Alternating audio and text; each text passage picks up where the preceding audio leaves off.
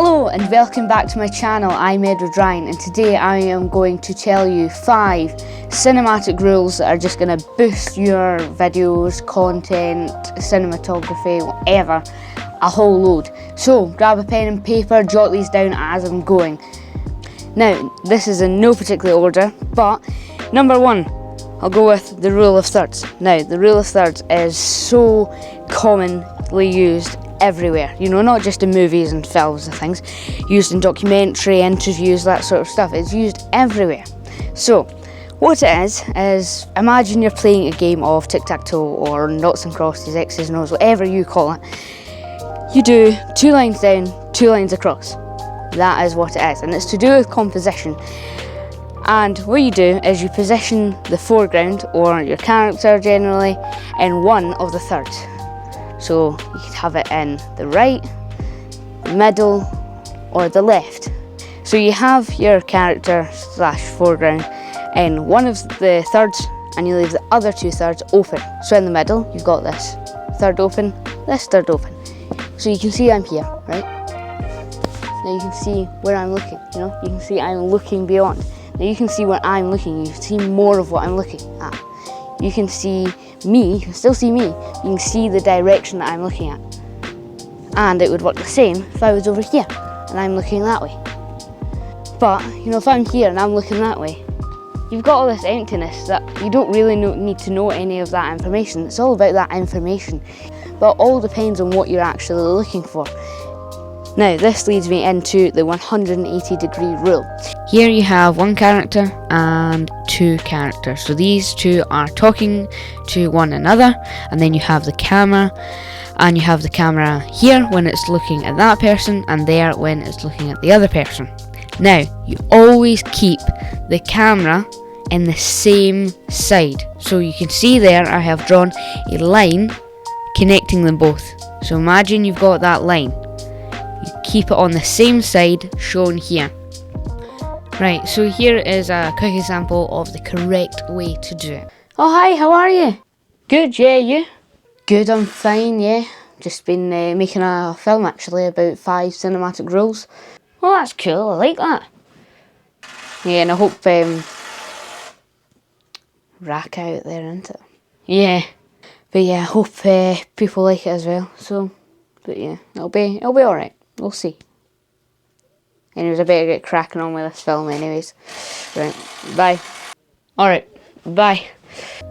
It might be a good idea to just make a wee sketch or drawing of this so that you have an example for when you're going out shooting. Another one is symmetry, which the human eye loves symmetry. That's why in architecture and things, a lot of things are symmetrical. Now, that is why I've used this half pipe as a great example, because both sides are symmetrical. So when you're going to your scene of the location of your scene, then think about the symmetry. What things are the same? Where are there patterns? It could be 2 trees and you could have your subject in the middle, and it'll look a whole load better. Study it. You need to study it all. That's what the difference between videography and cinematography. There's a load of research that goes into it, but it makes it a whole load better. And you need to think about, you know, go out, do some test shots, things like that. Go check ideas, things like that. Do a little bit of brainstorming, see what symmetry there is, and leading lines. Lines, okay? So, leading lines is lines. That is all it is, just lines. Now you're gonna think, lines? Why would you have lines? Well, lines is used in pretty much everything, like art. Artists use lines all of the time, and those lines meet up to a sort of vanishing point. And it leads you in to the painting, but in this, the sort of frame and the shot. And that is another thing, you need to find lines and where they meet up. So here's a good example.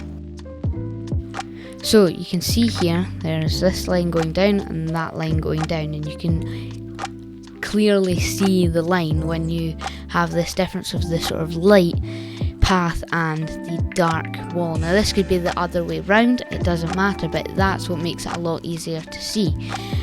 This is caused mainly by the sort of shadows and the highlights, and that's how you can tell very easily when you have this line. But sometimes it's not as easy to see, but you should still try and find these lines. Paths and roads are really good because you can easily see the sort of lines between, say, grass or just another pavement or things like that. It makes it a lot easier to tell, and you can see here with the path, you're from the bottom and going up, it gets smaller and smaller and smaller and smaller. If that path just kept going, it would eventually get so small that it would vanish, and that's what's called the vanishing point. Now, you use that in art a lot, but here, if you had at the top of that, at the top of the path, if you had your character positioned there, then you would immediately be able to sort of see that and identify that, because it's getting smaller and smaller and smaller and leading you into the character, which is why it's called leading lines. So try this. One of my favourite things is depth of field. Now, what is depth of field? Well, it's essentially your zone of sharpness. If you make that zone longer, bringing more objects into focus, you'll have a deep depth of field and everything will be in focus. But that isn't great for cinematography. But if you make that zone shorter or smaller, you will have a shallow depth of field, and one thing will be in focus and the other will be out of focus. This lets your viewers know what they are supposed to focus on, and resulting in a more cinematic look. To achieve this, adjust your aperture to be low so that you get that nice shallow depth of field. Right, now you'll be thinking, wow, that looks a lot better. But actually, even though the depth of field is right, it's wasted by the random stuff coming out of the shed. So make sure that you always check what you're filming and what's in shot. Now, last but certainly not least is shot composition. Now, the first assessment of shot composition should always be, what am I trying to visualise? What feeling or experience do I need to create to make my point clear and effective?